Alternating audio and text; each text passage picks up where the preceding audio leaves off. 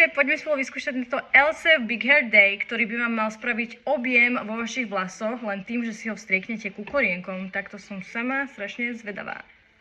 Použila som, aby to bolo kompletná rada, tak som použila collagen lifter, aj šampón, aj kondicionér. Keďže je to celé založené pre objem na kolagenových peptidoch a je k tomu aj teda tento sprej, ktorý by ste si mali prestriekať vlasy a oni by mali potom pôsobiť objemnejšie. Ja som si ich vyžehlila a vidíte, že oni sú teraz také spadnuté, také bez objemu a chcem tam ten objem, tak to poďme vyskúšať. Som sama strašne zvedavá, takže kukorienkom, takže asi nejako takto. Masírujeme to.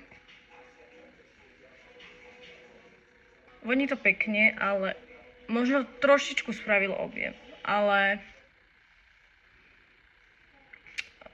nemám pocit, že by to spravilo niečo extrémne. Možno tým, že ja mám ťažké a tvrdé vlasy, ale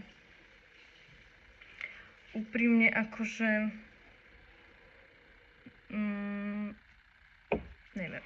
Úprimne ten kondicionér a šampón sú naozaj skvelé. Po použití som mala vlasy úplne jemnučké a hladké a lesklé aj na pohľad. Ale tento sprej nemám pocit, že by vytvoril nejaký objem. Ono je to možno skôr nejaký taký suchý šampón. Akože vo vlasoch to nie je nejaké lepivé ani nič, ale že by to vytvorilo nejaký nezameniteľný objem, to asi povedať nemôžem.